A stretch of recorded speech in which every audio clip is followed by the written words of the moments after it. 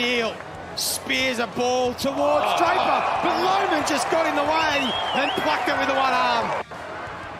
Draper brought it to ground. Zach Bailey, like the class player he is, with the front square. It's a 3v1. Bailey goes alone, kicks it out the back. It might go all the way. Draper, the former soccer player, kicks the goal. And once again, Brisbane on the counter-attack. Draper wants to get it moving. McCarthy and Parker, a couple of veterans. It was a good third quarter for both of them. McCarthy goes with the dribbler. Oh, you're kidding me! We've seen Mark of the Year at that end, and that may be a contender for Goal of the Year. But they would challenge the Brisbane Lions, but they continue to prove why they are still the team to beat in season 2026. The Brisbane Lions Fancast, we are back, although slightly delayed as I've been away camping this last weekend. Yeah, the weekend after everyone decides to go camping at Easter, decided to put that back for another week. But we are back. We've got Gather Round to have a chat about. It is all thanks to help on brewerytours.com.au that just celebrated their 10th birthday over the weekend. Of course, Crisp Marketing and EB by Hiker, which have got another watch party coming up. Game day package coming up for this game against the Dees that we will chat about a little bit later on in the show. Don't forget to like and subscribe and follow and do all that stuff. Review us, rate us, 5 stars only, please. And tip us at our tip jar. All available at brisbanelionsfancast.com.au. Buy the shirts, do all the stuff, help us keep this podcast going and keep petrol in the cars and, I mean, just keep everyone, you know, the lights on and all that stuff. We're all struggling here. We're all struggling. But I'll tell you who is starting to hit a little bit of form, and that's the Brisbane Lions. 3 in a row now. We sit 3-2. We find ourselves in the top 6. Equal on wins as the Gold Coast Suns and North Melbourne, funnily enough, would you believe it? The team that we just got over the line against. Patrick, how was your weekend? It was fine. Better than the gather round weather, some might say. Oh God, didn't that look awful? Constant torrential rain, and then the absurdity of the Collingwood and Fremantle game being possibly don't talk to me about that. Yep. I thought, Adelaide and Carlton, by contrast, dealing with torrential rain. Say no more. But gather round seemed fun for those who were there, and was a bit shite for most people watching, if we're going to be perfectly honest. Your thoughts? Well, to be perfectly fair, I didn't catch, because I was away camping. I watched Thursday night, which I quite enjoyed. Adelaide Carlton, that had some good moments. Friday night was stinky. I watched our game, and then I caught bits and pieces for the rest of the weekend. Didn't catch a single second of Essendon and Melbourne, so I would love to know what happened there, but I'm not going to go out of my way to find out. Hawthorn Bulldogs, I did watch a little bit of that, and Hawthorn looked largely in control for most of that. And then I couldn't really care about what happened Sunday. Stinky teams, Geelong West Coast, GWS Richmond, and Port Adelaide St Kilda. No, thank you. So, yeah, that was my gather round. I would love to go one year. Yeah, I mean, the fixturing was not very good, was it, this year? And even the one game where you're like, oh, that could be interesting, turned out to kind of not be it. But yeah, just a lot of teams where you're like, just play opposite fixtures, play Geelong versus Giants or something like that. I mean, Geelong would love that because they would not be playing at Cardinia and get beaten. But yeah, I found myself yesterday, I turned on, I was like, oh yeah, Port Adelaide and St Kilda, and about 5 minutes in, I just thought, what am I doing? What am I doing here? I don't know. So I stopped. That's a fair call. But our game, it was all right. Once again, an arm wrestle for good portions of it, and then we break it open in the back half. Our third quarter, we did a lot right, and if it wasn't for Luke Parker just having one of the great third quarters, one of the best third quarters since Stewie Jew 2008, we really should have put on some scoreboard pressure in that third quarter. And then, we just not ran away with it, but we got ourselves a gap in that third quarter and extended a little bit in the fourth, but got the win, which is the main thing. Another injury to another person in our back line. I was genuinely concerned that Jared Berry was going to cop at least a week for that crude hit. But but no, I don't know if you remember last year against North Melbourne when your mate Luke McDonald braced for contact, hit heads with Jared Berry, concussed the shit out of him, and did not get cited. So to me, don't care. I think Paul Curtin should have been cited for staging because that was pathetic. He didn't get anywhere near his nads. And, Comben got cited, and that was good because when that happened, I think I put in the feed, the channel, the Discord one, I was like, oh, well, if Harris got 3 weeks for concussing a bloke doing that, got to do something. I think that probably should have been medium contact based on Zach Bailey's suspension last year where it was medium contact, and the effect on Lohman was significantly more than the effect on Hayne or whoever the hell it was last year. So, yes, Jared Berry didn't get cited, but that's man, crazy. did he whack him. Did he he whacked what? him good. I'm genuinely surprised, thankful, but genuinely surprised that didn't even cop anything. It's like there was talk about it immediately after, clips were shown. Oh, dude, the commentary were horrible. As far as Vic bias goes, I mean, I know you don't hate Lee Montagna, but man, I can't stand the dude. I hate him as a play-by-play caller.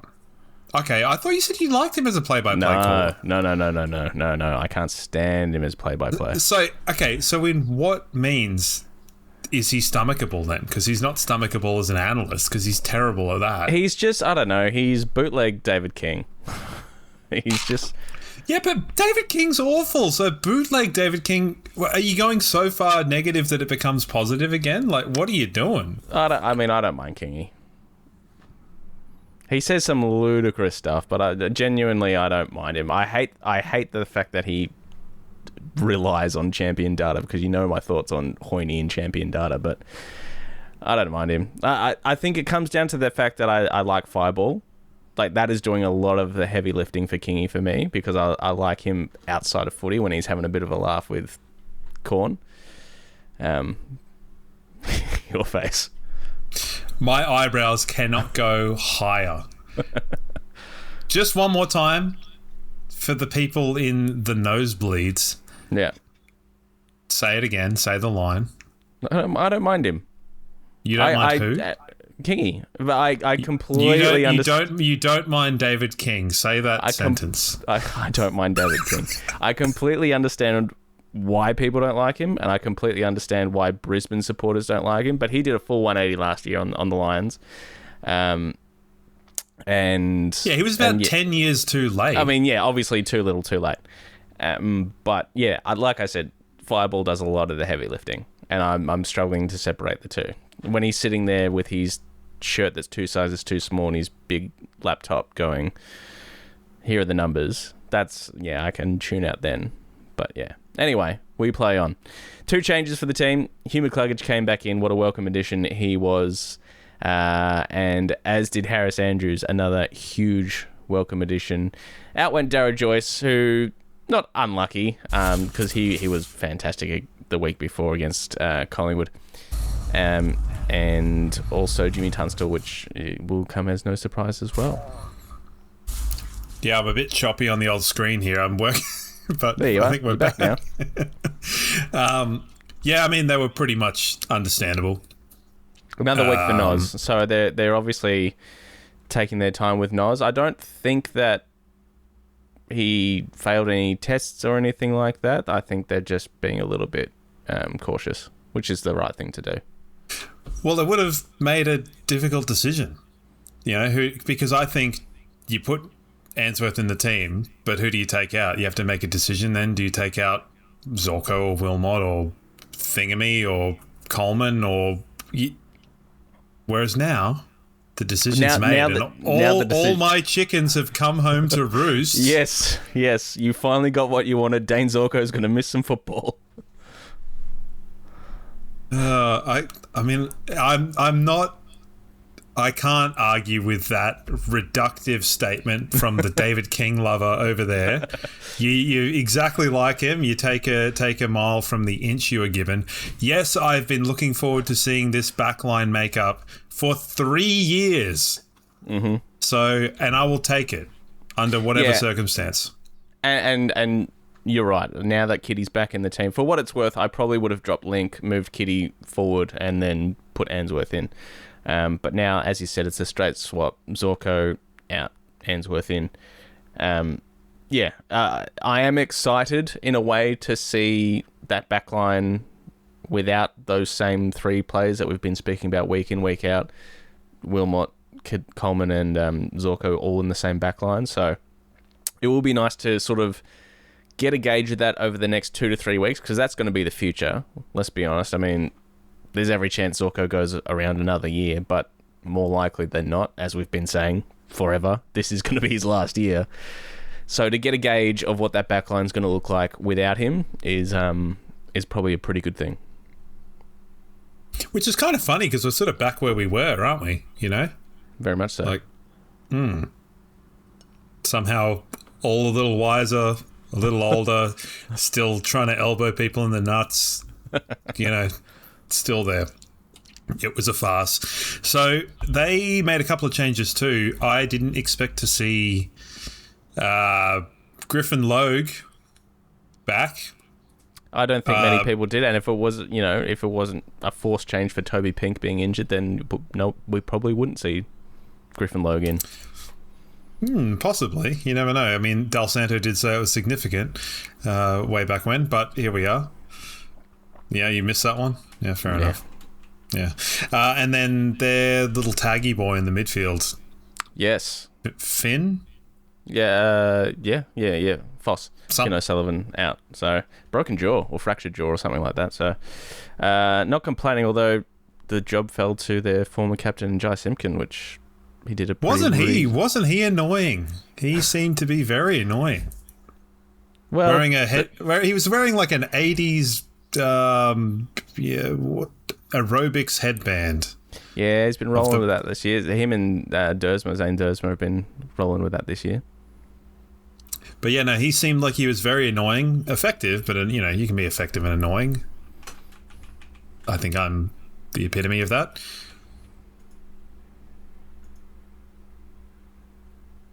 I'm just giving that the silence it deserved. Yeah, that's such a David King move, isn't it? He's both annoying and not effective.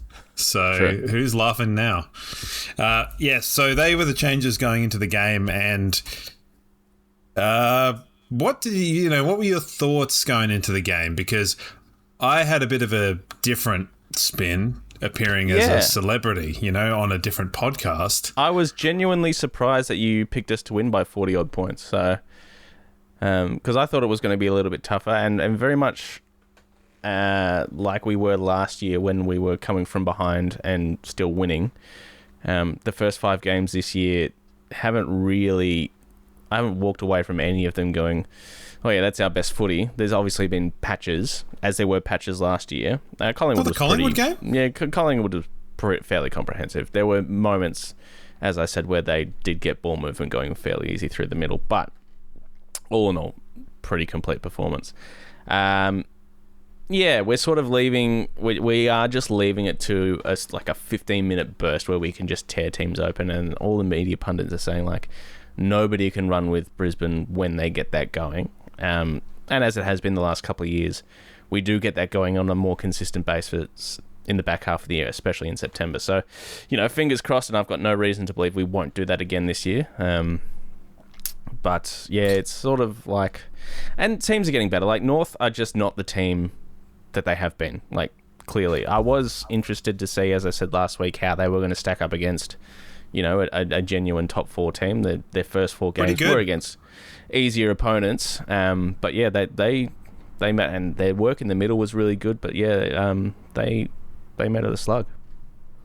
They did. And talking to Josh on Further North, I always want to call it True North, but it's not True North. It's Further North. He and I think we're on the same page where we were curious to see if they would go to like a reductive game style or whether they would try and play their game. And they did try to play their game. And I think full credit to them for doing that because they competed for 3.5 quarters. And that's pretty impressive because most teams don't. So good for them. Fuck them otherwise. I'll take you back a week. So I was having to think. Is it Anzac Day? No, Easter Monday. Easter Monday game, Geelong and Hawthorn. Wasn't that a game? It was a pretty ballistic game. Now, it's funny because sitting here as, you're the reigning 2-time premier and you're sitting there going, wow, this game is hot. There's a lot of pressure. There's a lot of good stuff going on here. Can we possibly compete with this? And then you think about it for like 5 seconds and you're like, yeah, we normally win. It's a weird feeling, isn't it? It is. I didn't think about it at the time. I was too engrossed in that game, to be perfectly honest, because that was amazing. Like, one of the better games of footy I've seen in years. And it's just like, what is Hawthorn? And opening round, whereas GWS, you're thinking they're going to get smacked. They come out and blitz Hawthorn. And then since then, Hawthorn's been basically bulletproof. GWS have been up and down. They obviously got a good win on the weekend, but sort of like, what was that opening round then? Well, we could say the same thing. Round one, but it's a funny one because you sort of think sometimes like, we can play good grunt football. We just haven't had to, and we sort of. Is it that our game style tends to lead itself away from that style of game? Or is it something else? I don't know. It's hard to tell because obviously, we're 5 or 6 rounds in. It's hard to keep a real total. 5 rounds in now to get a gauge of where the game is. Like, it seems more... it seems faster. It seems back and forth NBA style. Your turn, our turn. Just score heavy. Ball movement is absolute key, and like speed of ball movement is absolutely where it's at. There's still some teams that are trying. Like, you look at the way Hawthorn played the Bulldogs on the weekend, and they just took any kick available if it was open, whether it was sideways, backwards, forward, 15 meters, 30 meters. If there was a player available, they would just take the kick to stretch the Bulldogs' defence and then launch, very much like we did in 24. So that was a little bit different and maybe the key to beating the Bulldogs. But all in all, it's been a lot quicker, and I think we're rolling with that, but we're still relying heavily on sort of precise ball movement rather than speed of ball movement. But we haven't had continuity with our team either, so that does make it harder. No, you're right. And I do think as well that our speed of ball movement, we kick the ball, like our passes they arrow. And we've had a couple of years, I guess, head start. So maybe it's because we're not necessarily doing anything that looks distinctly different comparative to what other teams are doing where they're trying to do what we're doing.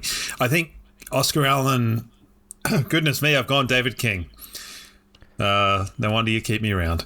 Oscar Allen and, the ability to kind of go up the line, Draper as well, and get a contested mark, I think, is creating a bit of diversity in how we can approach things if things do get clogged up in the middle corridor. Because, it had been hard last year when you sort of got young key forwards. I don't know, Gallup's good for a contested mark and will surely come to him. Oh, yes. But Logan Morris, I don't know is going to be a contested mark, sort of in the traditional sense. That's not his go. He's more find a bit of space, like just his ability to find space and time his run, time his leap. Yeah, just as you're pointing there, just footy smarts. He's a big brain boy, and so I think that's good to have that element of versatility. But we're kind of talking more general about football, I suppose, and that was my fault for derailing us. But the first quarter, what happened in the first quarter? We got off to a bit of a quick start, didn't we? Well, I was in the car and like pulling up to because the traffic on the M1 was absolutely cooked. And like watching the score on the AFL app, and I don't know if it was an error or this was just the state of the game, but it was like 12 minutes into the quarter and no score, like from either team. So I'm thinking, what's going on here?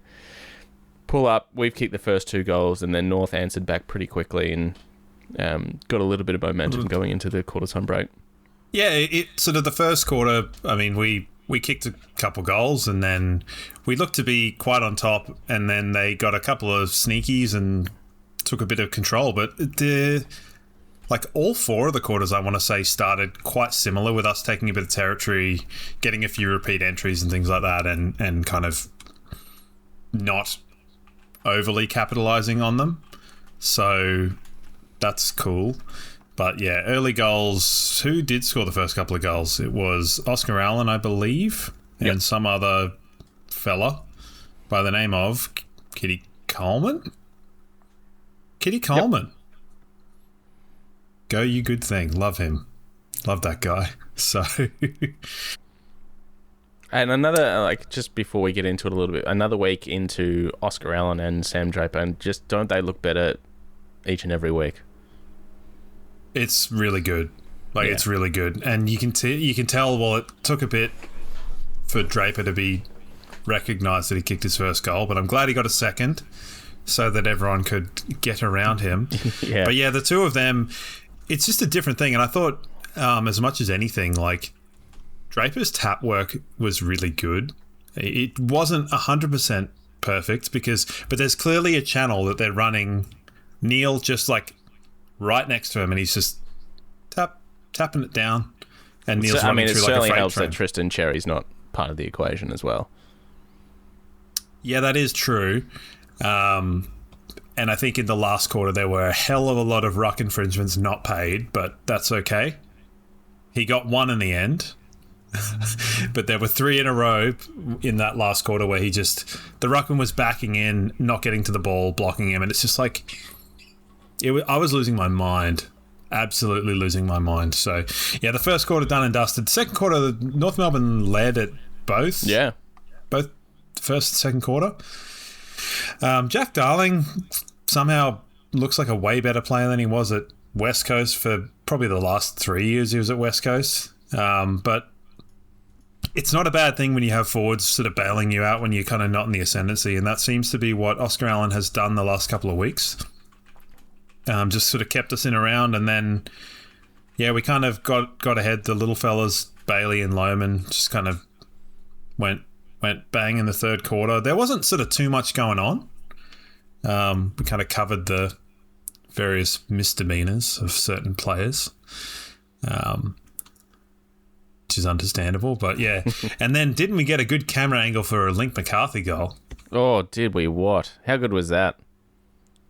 I like that they kept it on that, because there's only been 2 instances in football history where that camera angle has actually been a good idea.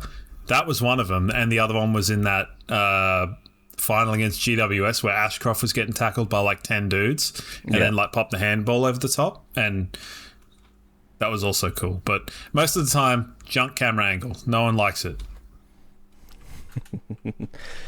Link had a really good game. He's working his way back into not just the season, but AFL footy very, very nicely. And I know, I guess you do and you don't forget just all the little 1% things that Link does and how good he's been for such a long time. And yeah, there's bits of his game that you'd probably like to tidy up that comes from missing 2 years of footy, but there's plenty that is so likeable, and it's going to be hard to drop him with what he's producing.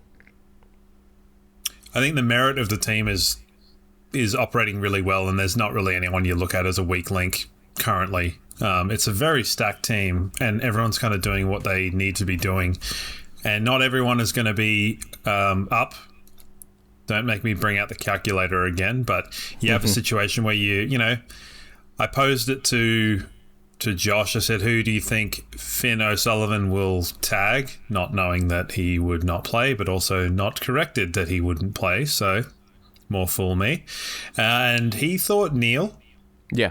For the old guard. And then I reminded him Ashcroft existed, and he went, oh, shit. Okay, cool. I forgot about him. Well, and I yes, mean, that is the beauty of, I guess, the midfield makeup is because, I mean, obviously Will's over the last fortnight before this week polled basically every coach's vote possible. I think he missed out on one in the Saints game, but that's a Ross Lyon spite session, one can assume.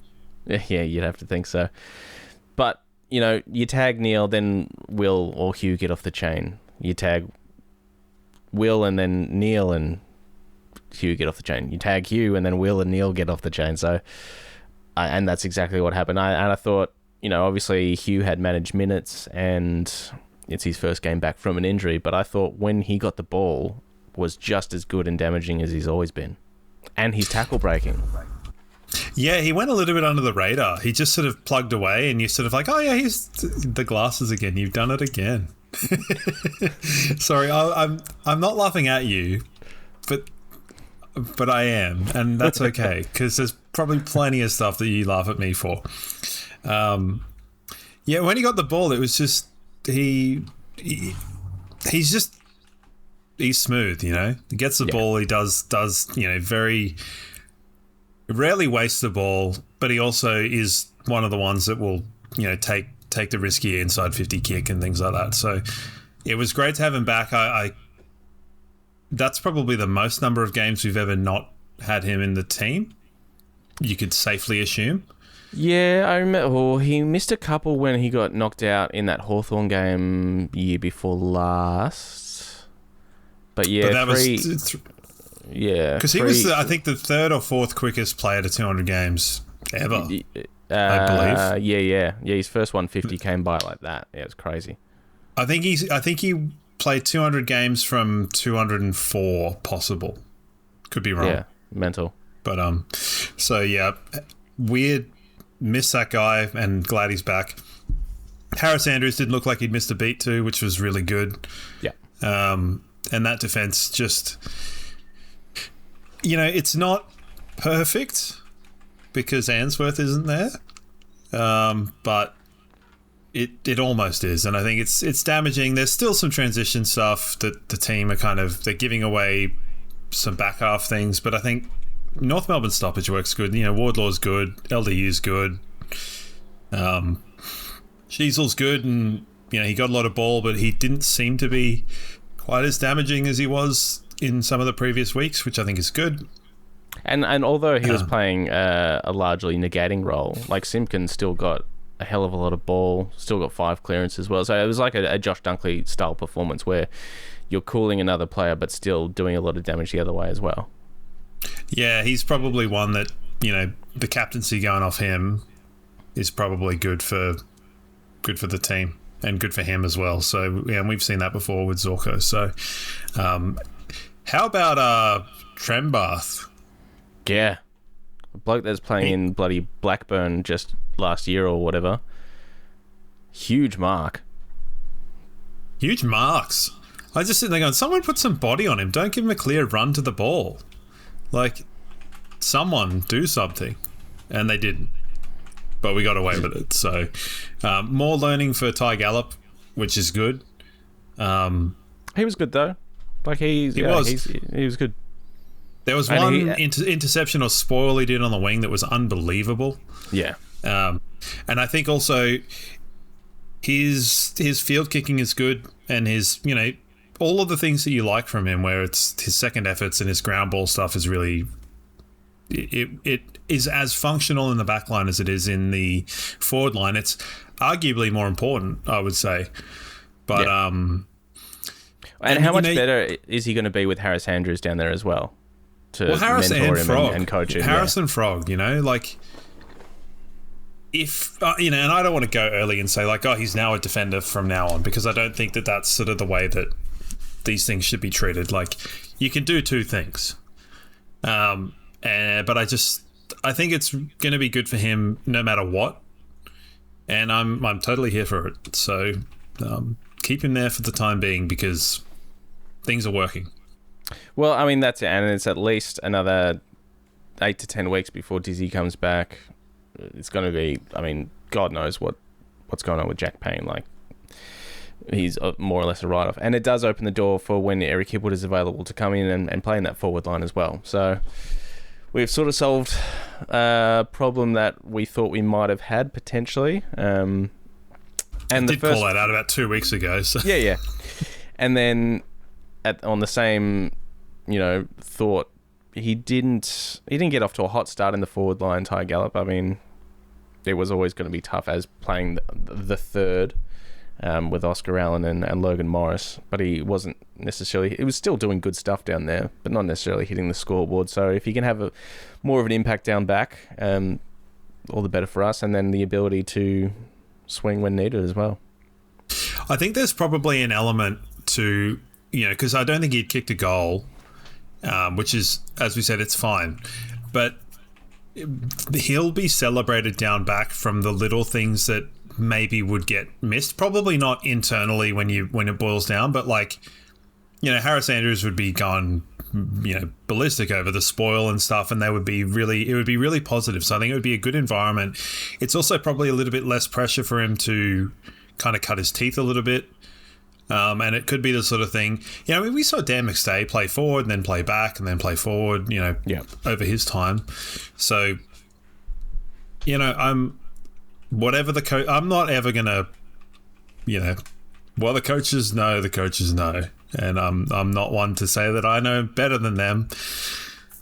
But man, we'll find out this coming couple of weeks. So that we certainly will. All right. Do you want to chat about any other particular? Oh, before we do get into Hop on Brewery Tours votes, Brucey has extended, and so has ZZ. So that's some good news for the club. I know everyone's waiting for one particular signature, and hopefully that will come at some point. But Brucey till 2029 and ZZ till 28. So that's great for our depth and for our squad, so love that. Beauty. I'm assuming the one that you're waiting for is Zach Bailey? Yeah. I think we're all waiting for that one. Hypothetically, if it was like Zach Bailey will sign, but then Logan Morris will leave, what would your poison be? Nah, I'd rather hold on to Lomo. Gun to the head. You've selected sure. pizza. Not poison pizza.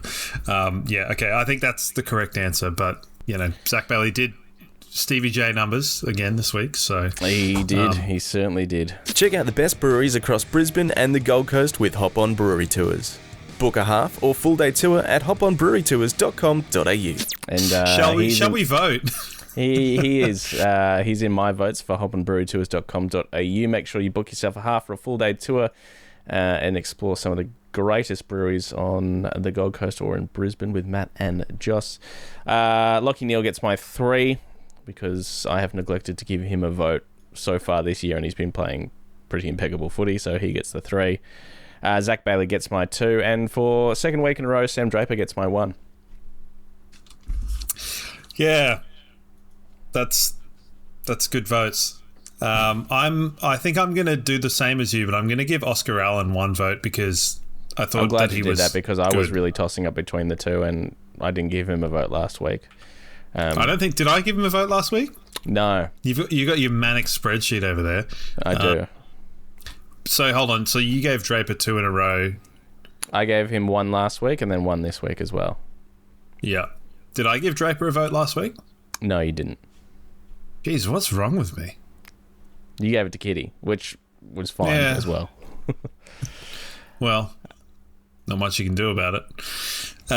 So good for them. Put those votes away and we'll find out who has the most votes in 20 weeks' time. All right. Well, no 2s this week. VFL with the week off, and I guess that is to have all eyes and ears on Gather Round, so no form to go on there. But changes, I can't see any more than Answorth in Zorko out, really. There was going to be a little bit of an issue had Jared Berry been suspended, and that probably would have fallen to Sam Marshall. Yeah, Sam Marshall would have been praying for the MRO, but not to be. Yeah, I think you've nailed the one change, and I think that's all the changes that will be. Be nice to just have the one change. God, I'm looking forward to the week where the teams come out and it says no change. No change. Yes. Well, not likely. So, Yeah, not anytime soon, is it? could be after this game, you know? Yeah, hopefully. Fingers crossed. Now, do you see, Zorko, it's the old man calf injury. Well, the update came out today, Monday, for those of you playing at home, 2 to 3 weeks, they're saying. So it seems like on the lesser end. But having said that, Hughes was only meant to be a week, and that ended up being 3. So, and with someone mid to late 30s, that's not an injury you want to piss around with, especially with his history as well. So he'll be seeing Jim Bostock, the needle guy, and doing everything he can. But yeah, 2 to 3 weeks. Hyperbaric chamber? Why not? Now, question. So let's say 3 weeks roll by. We play 3 extremely good games. And we win convincingly. And better yet, we perform really well. Bearing in mind that he came in to fill the spot of Kadeem Coleman, does he automatically come back into the team? Yes. So you think he's above the law? I don't think he's above the law. What I do think is he is fairly important and integral to our ball movement, and has been for the last few years. Noted. You don't think that? I don't think anybody is necessarily sacrosanct, to use a David King word. Is that a David King word? I'm going to keep writing you on this all day. I have gathered that, yeah. Yeah. I don't think any player is sacrosanct. And I think if our ball movement is good, and if, Fletcher rolls through and gets a bunch of ball, and if Wilmot is more experienced... Wilmot's basically he'd been doing the lockdown stuff all by himself. I kind of forgot to mention him again.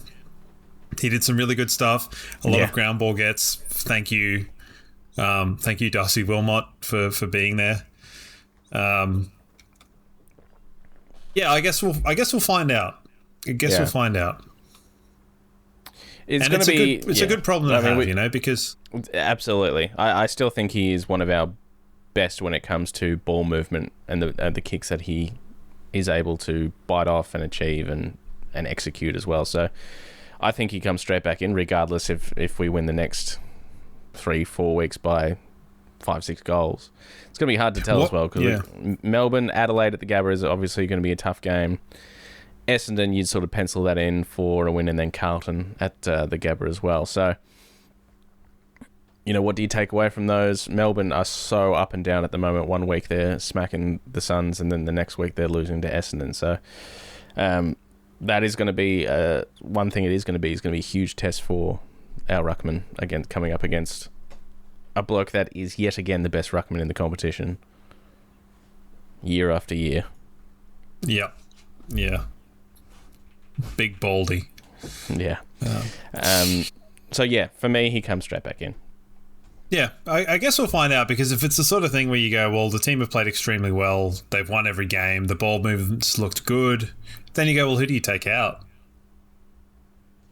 And you go, well, what if Link McCarthy's... there's a lot of what ifs. Yeah. I'm going to shut up now. So let's move on to something else that's more fun, like maybe tipping. EB by Hiker is your home for away games.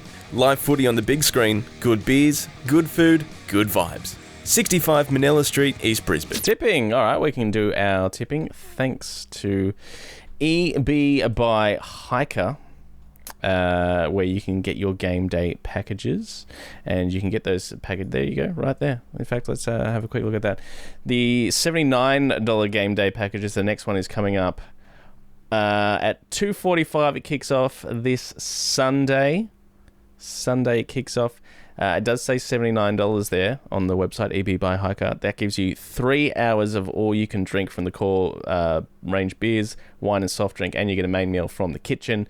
But if you book that through the website and use the code word LionsFancast26, that is going to come down to $70, which is just silly value. So they are doing their bit, putting on a great place to watch the footy, and giving you the chance to win weekly prizes with our tipping competition. Of course, the person that wins the overall competition at the end of the year is going to get a grand final watch party worth $790. I did all right this week. I got 7 from 9. So I've never tipped a perfect round. Still haven't. Yeah. Damn you, Essendon. It's always the ones you most expect to ruin your day. So the ever-elusive perfect round, not to be. Yeah, so I lost out on Essendon, and I lost out. I had the Dogs. Yeah, I heard your mate had a mare in that Bulldogs game. Riley West. Not good. He hasn't had a great start to the season, it must be said. Well, good for him. Also, quick shout out to our weekly winner, Onion King.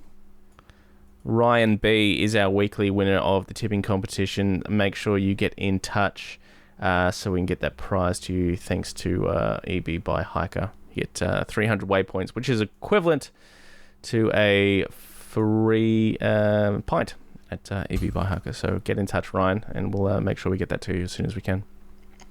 I would have won had I not expected Carlton to put up more of a fight. More fool me.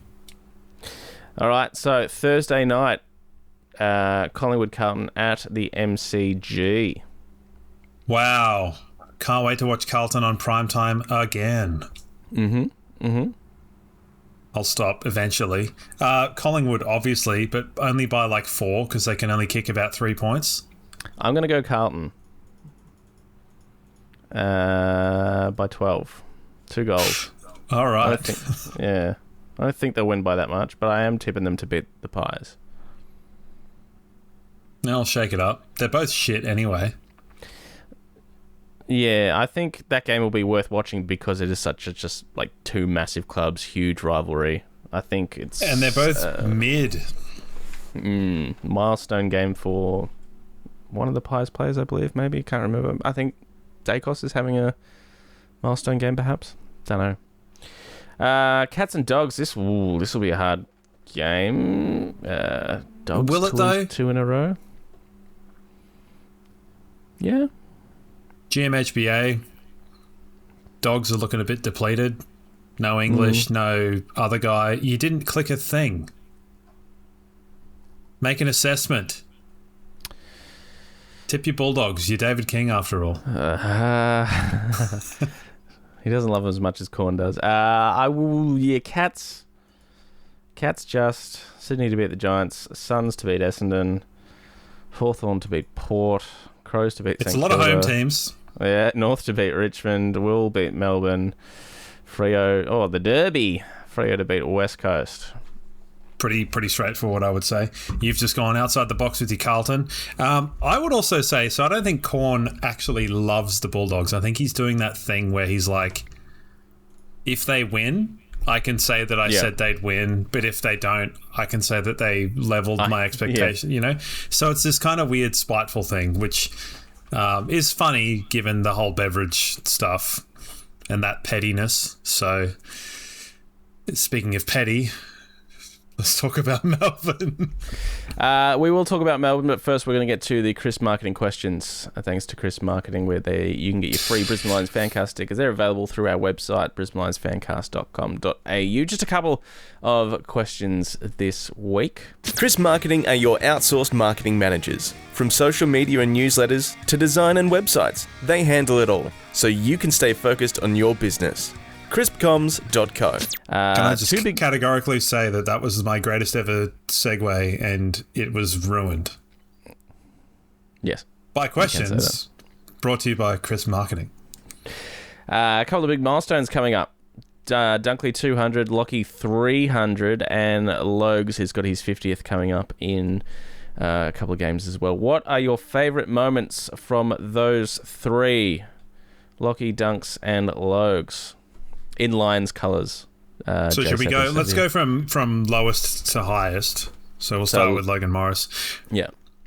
Mine is him kicking like 7 goals on Darcy Moore last year. That was amazing. Yep. Good shout. And yours is going to be the obvious debut. Yeah, debut. I mean, yeah, you have to, don't you? Like the story behind it all, the boot's too small, the Macca's meal, the full game in the lead up, the late call up. There you go. A couple of goals on debut as well. Fantastic. And then I don't think he's missed since then, has he? Maybe, but maybe not. He missed one with his fist this year. Yeah, that's right. Yeah, but he's been pretty reliable. Yeah, pretty reliable. Folklore stuff, and just only getting better. It's the sort of story that just keeps spiraling out of control, and the more you hear it, particularly perpetuated by Dwayne Russell and Anthony Hudson, it's just like, guys, come on, shut up. Yeah. All right, Dunks next.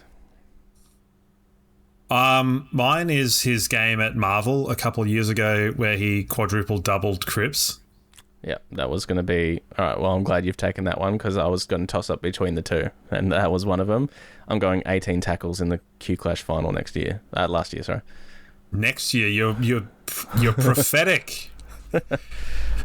18 tackles to teach Matt Rowell that whole midfielder lesson after they towed us up just a few weeks earlier.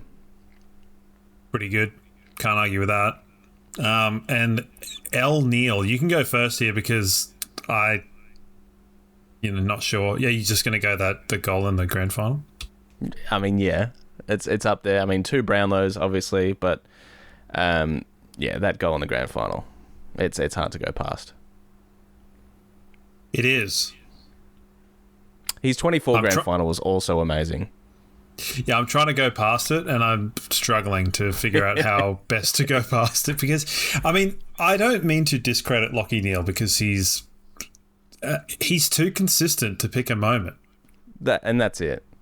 But I am going to pick one. I'm going to pick his performance in the Richmond qualifying final. Oh, in 2022. The one where he was on the field for the whole second half. That's he right. He got 40-something disposals. He's a strange player. He's not a scruff of the neck type player, but that night he was. Yep. He's more of a fulcrum that keeps things going. Whereas he was just like, fuck this. We're not losing the to elimination. Richmond. Elimination. Yeah. Okay. Yeah. The Danaher goal at the end one. Yeah. Okay. So I don't know what the name of the finals are.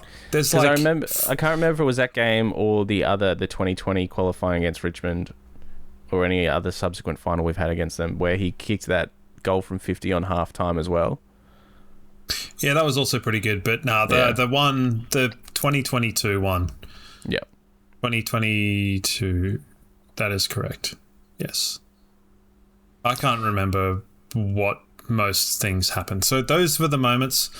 And also just L. Neil, 3 votes. Also pretty good. That's high. Not bad. He will probably, and he's one step closer now after this weekend just gone, should break the record for most 30-plus possession games. I think Gary Ablett Jr. holds that record, but Lachie Neale's 2 or 3 behind it, and he should do that this year. So there you go. That's another feather in the cap for him. His career is going to be massively underrated, isn't it? Yes.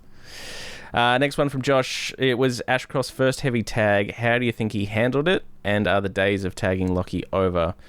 Lachie relished with more freedom, particularly allowing him to get on the outside. That's, we've spoken about that on the show.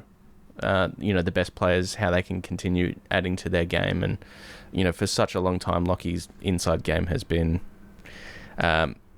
it's been his one wood, as they say. But, his work on the outside has been really good this year. I also hate that expression, the one wood. I know, which is why I said it. Right after the relinquishment of the arrow, the string to the arrow, string to the bow, I can't even get my own idiosyncrasies correct. We have talked about the one wood, haven't we? Yeah, I believe so. Where famously no one can hit a one wood because it's a terrible golf club. Yes. Yep.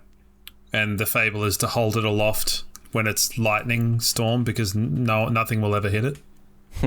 So, I reckon they might have planned for it this year because he looks leaner and he said he's leaner and maybe he's been running a bit more on the outside so that, with the expectation that McCluggage or Will Ashcroft would be getting a bit more attention, that it would give him and his want to be as damaging as he can be. And we've seen, as you said before, you just said it, the evolution of his kicking to now a bit more of a running game. It's really good. He looks quicker. He does. And as we spoke about before, like it's sort of take your pick when you're coming up against the Lions who you're going to tag. I mean, if I was an opposition coach and I was going, all right, who am I going to tag? It'd be Hugh, probably. And that's exactly what Geelong did last year. They also went after Cam Rayner as well, after he tends to save his best footy for them. And another but Geelong are also in a privileged situation where they've also got Atkin running around.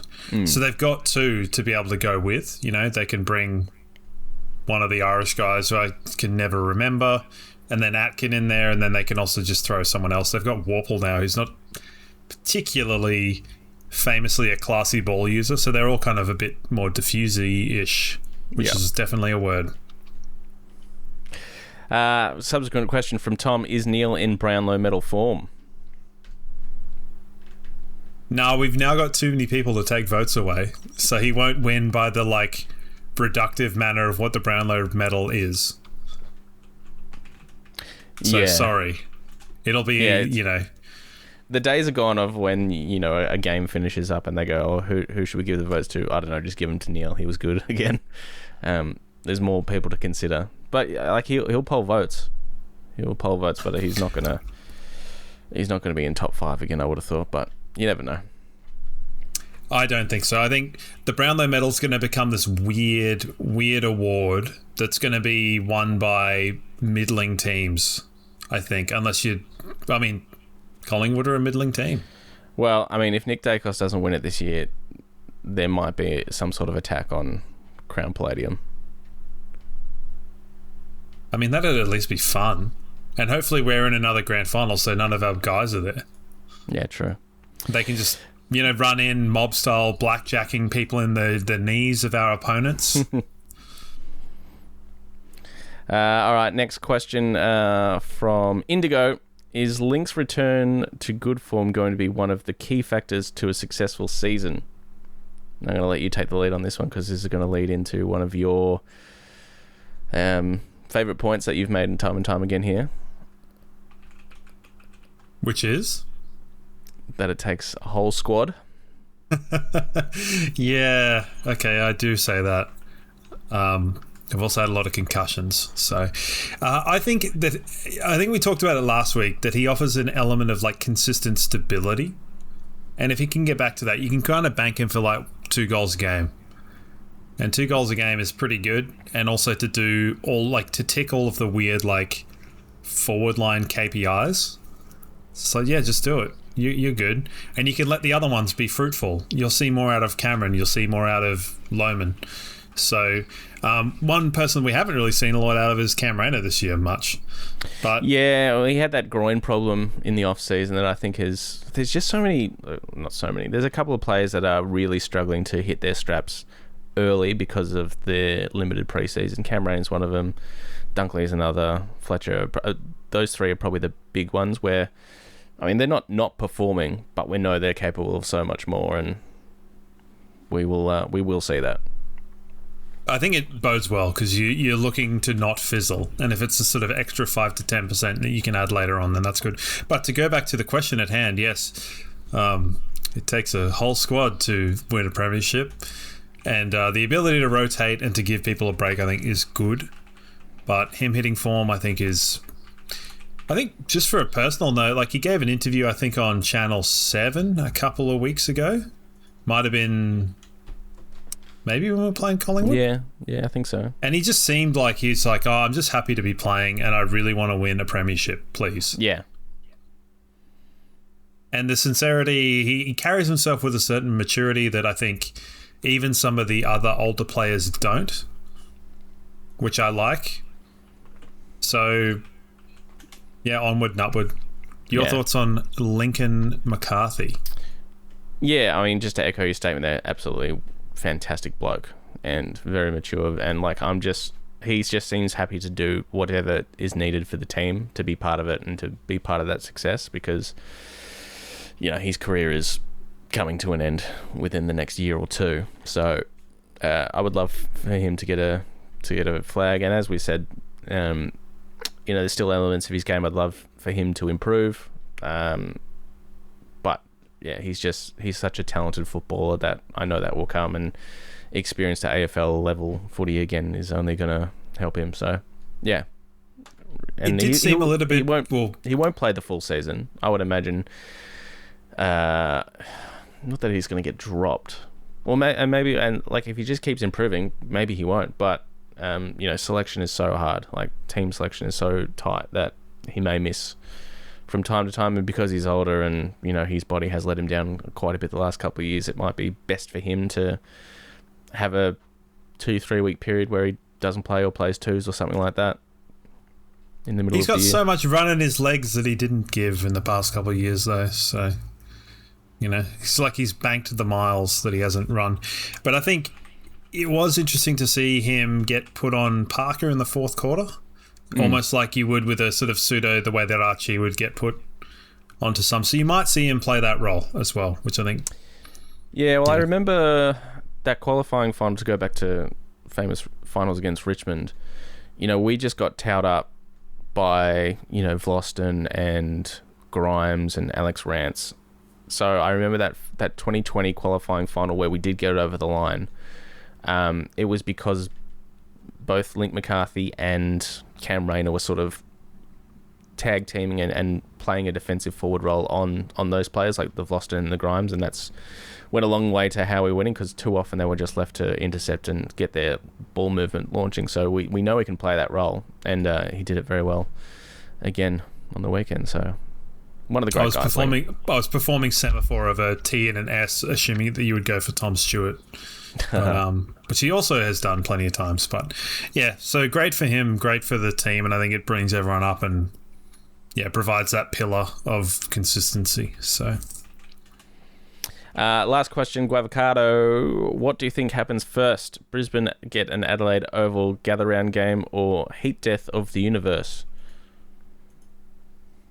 This question might say more about the geopolitical situation in the world at the moment, but heating Earth. The Earth's going to blow up. I mean, I don't necessarily care where we play for gather round. Whether we do or don't play Adelaide Oval doesn't really bother me a huge amount. Yeah, I mean, you're right, but also I feel like that mentality is fine if you've played at Adelaide Oval once in the 3 years that you've been grand finalists and premiers. So it's almost like it's a thing. It's like, it's a thing, but we can't, no one's going to acknowledge that it's a thing. And, going to some of those car crashes of a fixture, like really? Just put better games on. Yeah, when it is, when you do get Freo Collingwood and the game that was on Friday night, which was fucking piss, it does make you go, hey, North Brisbane probably would have been better, but you don't know that. And one thing I honestly didn't consider, and probably should have, it's all well and good to say, back-to-back reigning premiers playing exciting footy, they deserve to play on Adelaide Oval. I do understand the thought process of, well, Brisbane fans are less likely to travel than those coming from Melbourne, so bums on seats and money is obviously a big factor for anything, but if you put us up against a big club, then it's going to fill out regardless. Correct. I still go and stand by my fixturing schematics. And you wouldn't put us in North there. No, you'd put us against Carlton, Hawthorn. We should have played. We should have played Hawthorn. We should have played Hawthorn. Yeah. But then at the same time, maybe that's a sort of situation where that would then lose us home, like a Melbourne game against one of the clubs, which is then part of the Fitzroy nonsense. I don't know. I don't pretend to know. It doesn't bother me a huge amount. I think I would like it to bother the players more than it bothers me, because I don't really give a care. I don't care, but I want them to be annoyed and be like, well, we'll show you by kicking the ball into the vineyards. So yes, question time is over. That is. As I said, no VFL to chat about. Let's have a quick chat about the Dees, who are playing, weekend aside, pretty good footy in 2026. Yeah, Stephen King, our old adversary. He's coached against us. Did we play him last year? No, year before when Stewie Jew got the sack. And yeah, but he wasn't coaching Melbourne last year, though, was he? No. Okay, He coached the Suns to a win against us. How good. So he has a perfect record. Melbourne are a bit of an annoying team. They're less annoying now. Are they? Yeah. What was the annoying thing that isn't there anymore? Clayton Oliver's a big one. Petrarca has torn us up. I don't necessarily mind Christian Petrarca as a footballer or a bloke, but he has been good against us previously. Harry Petty's obviously the annoying one. Stephen May's gone, who was an absolute shit bloke. Yeah, that's a good point. Yeah, and they're young now, and the way they move the ball is obviously much better to watch. Jack Viney's torn us up, but he's not playing at the moment. So there's a lot of names and faces you don't necessarily recognise going through that midfield as much anymore. But they've still got, levers down there. Van Rooyen's finally putting together some decent footy.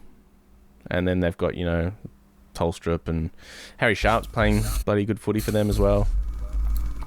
Yeah, Sharp, Jack Steele. Yeah.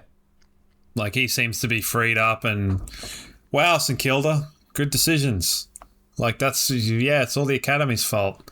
Gorn's obviously still there.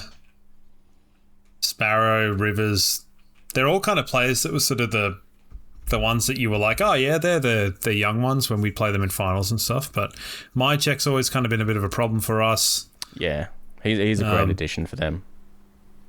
It's just a bit of a battering ram to take a bit of heat off of Van Rooyen and allow him to play. But it will be interesting because they moved the ball pretty well. They got pretty skillful players, but I think if we can kind of grit it out in the midfield, we should win, and we should probably win pretty well. Yeah, I mean, Fritsch annoys me, but he's not the player he was. Yeah. Melksham is just still like such a good football player. Cozzy Pickett can do anything as well, so yeah, they've got players.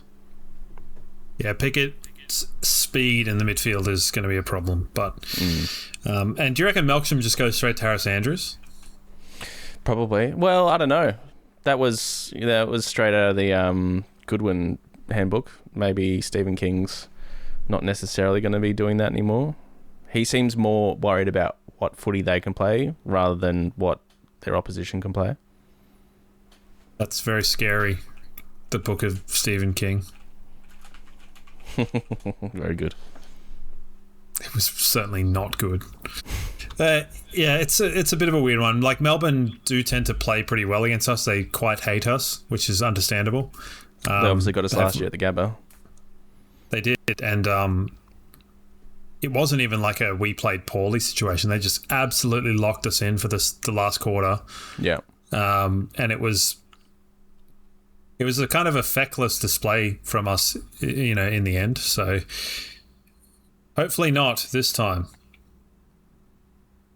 Hopefully not. That's about all you can say. It's still tough to get a good read on them. It's like they come out, they play good footy. They obviously beat the Suns. They get done in by Essendon. They got smacked by Freo. They stuck with St Kilda for a little bit. So they are inconsistent, but that's what happens when you've got a young team. Yeah, and I just don't know that they have the same level of quality. Plus, we also really like the MCG. So we do. I think we like it more than they do. Well, their fans certainly don't. Their fans certainly don't, which is a big get to the game for all of the Lions, of all. I think, we played down at Marvel, but the first MCG game of the year. So generally get a pretty good turnout, so looking forward to that. which is good. Anything more you want to say about this? This has been a dreadful preview of this game because it's an unknown quantity against a known quantity that can be, a bit can't be asked sometimes. So if you can't make it to the MCG because you're in Brisbane, make sure you go to EB by Hiker and book that game day package at the website. Make sure you book that table by midday the day before. It's good. Do they do a good steak at EB? I think they got a little Mexican food truck on board. Oh, they do some good burgers, some great burgers actually. Nice. So, did you go last time, or are you going to go this time, or are you? I'm going to do my darndest to make it on Sunday. Do my darndest. Good combo of words. Now, have we got a Rooster report? A bit of chook chat. Next game is this Saturday coming up, 18th.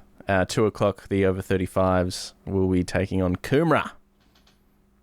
Now, I had been thinking all week what the alliteration on that was. Said it with confidence, it was incorrect. But Rooster Report is probably the one that, I like that too. That's the one that Fox Sport would have, and Chook Chat is the one that, we have. I don't know. Yeah, we have. So, it's the less professional one.